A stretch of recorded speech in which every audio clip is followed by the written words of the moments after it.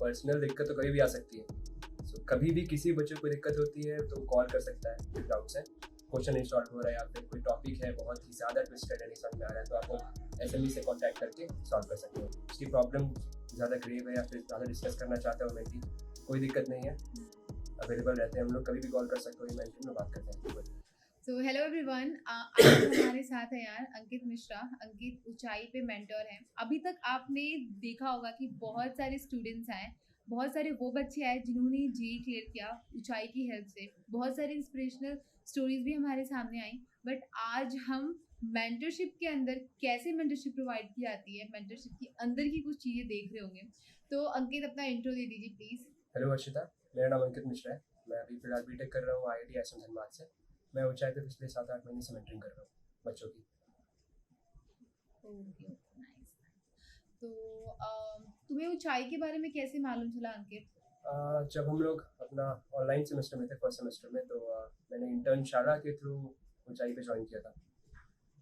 मैंने यहाँ पे अप्लाई किया था एज अ मेंटर, तो उसी के थ्रू इंटर्नशाला के थ्रू मुझे पता चला ऊंचाई के बारे में। नाइस।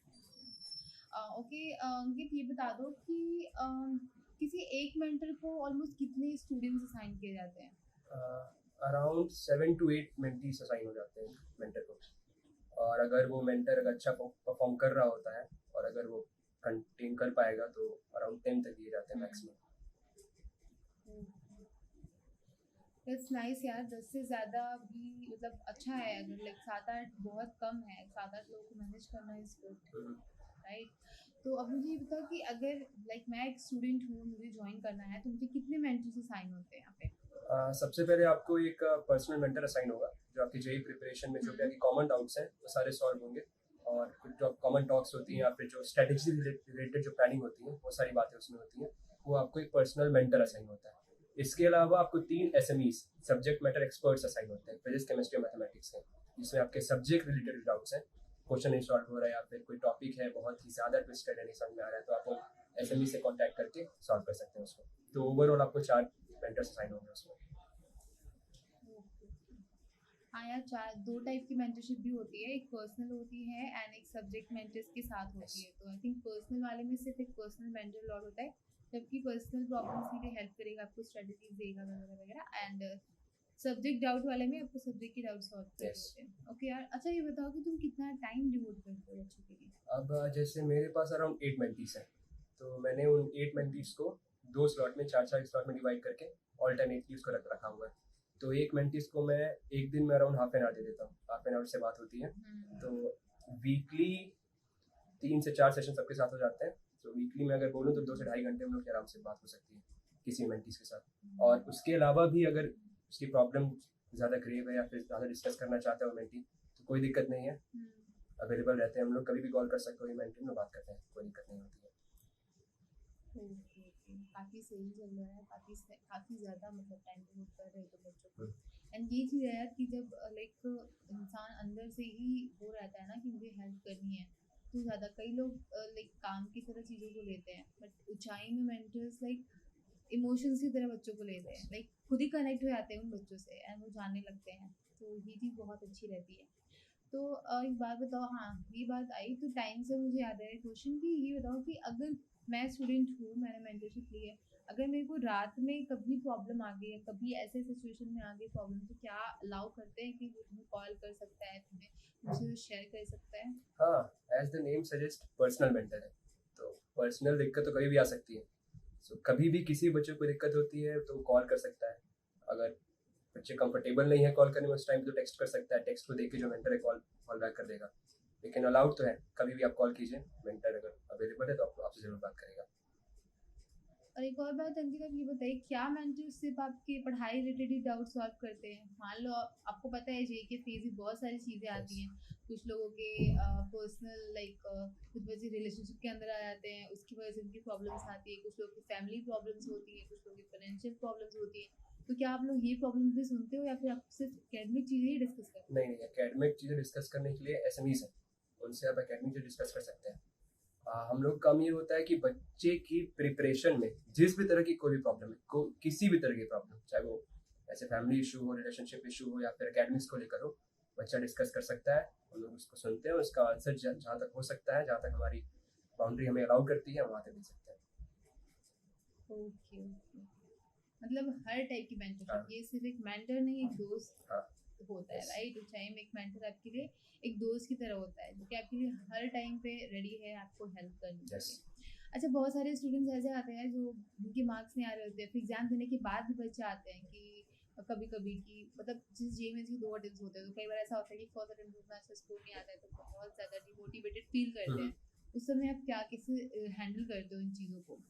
आ, सबसे पहले मैं उन बच्चों को ये दिखाता हूँ कि जब तुमने प्रिपरेशन स्टार्ट करी थी तो उस समय तुम्हारा लेवल क्या था, तुम्हारा माइंडसेट क्या था, तुम किस तरह से क्वेश्चन को डील करते थे, और अभी इतने लंबे प्रिपरेशन के बाद तुम्हारा लेवल क्या है, तुम किस तरह से क्वेश्चन या फिर एग्जाम को डील करते हो, उसमें कंपैरिजन देखो। तो नेचुरली हर बच्चे में इंप्रूवमेंट ही होता है, तो देख पाता है कि हाँ जब मैंने स्टार्ट किया था उससे लेकर अभी तक का मेरा जो फेस रहा है वो एक अपवर्ड स्लोप की तरह ही रहा है, तो उन्हें कोई दिक्कत नहीं होती इस बात पे। फिर मैं उन्हें बताता हूँ कि अगर पहला फेज तुम्हारा खराब चला गया तो उसके कुछ रीजंस हो सकते हैं। अब ये तो बात मैंने उनको ये सपोर्ट किया कि हाँ चलो ठीक है, अगर तुम्हारा ये मेंटल ब्रेकडाउन यहाँ पे हुआ है तो तुम अपना प्रीवियस जो भी तुम्हारा अपलिफ्ट है उसको देखो, थोड़ा सा होपफुल फील करो। अब बात आती है कि इस पे चीज़ को सॉल्व करी कैसे की जाए। तो अगर तुम्हारे एग्जाम में नंबर नहीं आया तो उसके कुछ रीज़न ये हो सकते हैं कि या तो तुमने टेस्ट पेपर अच्छे से सॉल्व नहीं किया, उनको सॉल्व किया तो किया लेकिन उनका तुमने फिर से उसको रिव्यू नहीं किया, उन सारे क्वेश्चंस को तुमने एनालाइज नहीं किया, तुमने डिस्कस नहीं किया उन सारे क्वेश्चंस को। तो वो सारी चीज़ें तुम करके देखो, फिर से करो और एग्जाम दो, इस बार पक्का बेटर होगा। तो इस तरह से अलग अलग तरीके से अलग अलग बातें बताकर उन्हें समझा कर उसे बार बार मॉक टेस्ट दिलवा कर हम उन्हें मोटिवेट कर सकते हैं। और आप मीट्स में बच्चों से उनके डेली शेड्यूल्स वगैरह भी पूछते हाँ होंगे कि कैसे कर रहे हैं, क्या कर रहे हैं, हाँ, राइट? मैं उनसे इससे बच्चों बोलता हूँ का कि वो भी रहता है। नेक्स्ट 2 या 3 डेज के आप शेड्यूल बनाइए, मुझे सेंड कीजिए, जहाँ तक स्क्रूटनी हो सकता है मैं कर दूंगा, और आप लोग को उसको स्ट्रिक्टली फॉलो करना है। एक फिक्स शेड्यूल में दिक्कत ये हो जाती है ना, कई बच्चे होते हैं कि फिक्स बना लेते हैं, चाहते हैं सालों साल फॉलो करें। फ्लेक्सिबल हाँ, वो फीजिबल नहीं है, वो उतना हो नहीं पाता है। अगर आपको पता है कि हाँ 2 से 3, आपको पता है ना कि 2 से 3 दिन के अंदर मुझे क्या क्या करना है, तो सारी चीज़ें आसान होती है, वो कर सकते हैं, बट सालों साल करना थोड़ा सा मुश्किल हो जाता है।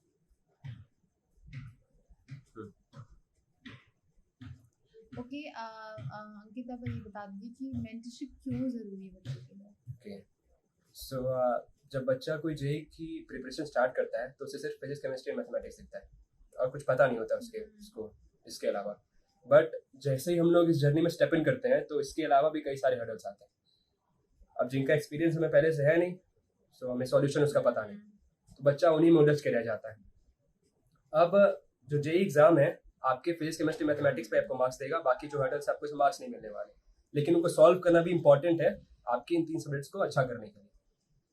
तो वहाँ पे मेंटरशिप काम आती है। अगर कोई ऐसा एक्सपीरियंस्ड आदमी है जो पहले से उन फेजेस से गुजर चुका है और एग्जाम को क्वालिफाई कर चुका है, वो आपको गाइड कर रहा है किस तरह से उन प्रॉब्लम्स को आप सॉल्व कर सकते हैं, तो काफ़ी हेल्पफुल रहता है बच्चे के लिए। बच्चे इसे रेजोनेट कर पाते हैं कि हाँ चलो ये तो मतलब उसी फेज से गुजर रहे हैं जहाँ से मैं गुजरा हूँ, तो इनके जो आंसर्स होंगे वो लेजिट होंगे, मैं उनसे बात करके डिस्कस करके आंसर निकाल सकता हूँ चीज़ का। सो मुझे लगता है कि यहाँ पे मेंटरशिप थोड़ी ज़रूरी हो जाती है। एग्जैक्टली वही बात है यार, मेंटरशिप बहुत ज़्यादा ज़रूरी है। अब बहुत आप किसी मेंटर से ले रहे हो, अपने भाई बहन, बड़े भाई बहन से ले रहे हो, या किसी किसी से भी ले रहे हो, मेंटरशिप लाइफ में ज़रूरी होती है। जब इंसान को कुछ पता ही नहीं रहे उसमें क्या करना है, तो कैसे करेगा अपनी लाइफ में कुछ भी।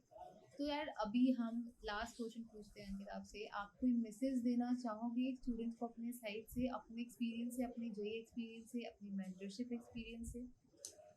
ओके, सो जब हम तैयारी करते हैं एग्ज़ाम की तो तैयारी करते करते इतनी मेहनत हम लोग कर देते हैं ना कि हम लोग एग्ज़ाम से इस जेई वर्ड से इतना ज़्यादा अटैच हो जाते हैं कि हमें इसके अलावा कुछ दिखता ही नहीं है कि जेई ही सब कुछ है, आईआईटी इज़ एवरीथिंग। तो मतलब मैं यहाँ पे ये कहना चाहूँगा कि ठीक है तुम प्रिपरेशन करो, पूरी मेहनत करो, बट अगर आईआईटी नहीं मिलती है यार तो इसका मतलब ये नहीं कि दिस इज़ द एंड।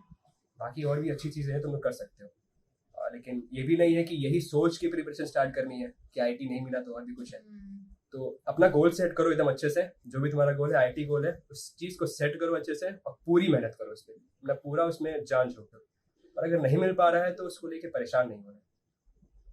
हालांकि तुमने देखा ही होगा कि जिन बच्चों ने उतनी मेहनत की उनको एट द एंड अचीव हुआ वो, हाँ है ना? तो जो करोगे मेहनत तो ऑब्वियसली तुमको यार रिजल्ट्स मिलेंगे। एंड इवन अगर तुम बस पाथ पे चलना भी स्टार्ट कर देते हो ना, तो तुमने जितना किया तुम्हें उतना तो आउटपुट ज़रूर ही मिलेगा। थैंक यू यार, थैंक यू अंकित। इसी के साथ ये एंड करते हैं। All the very best. Thank you. Bye bye.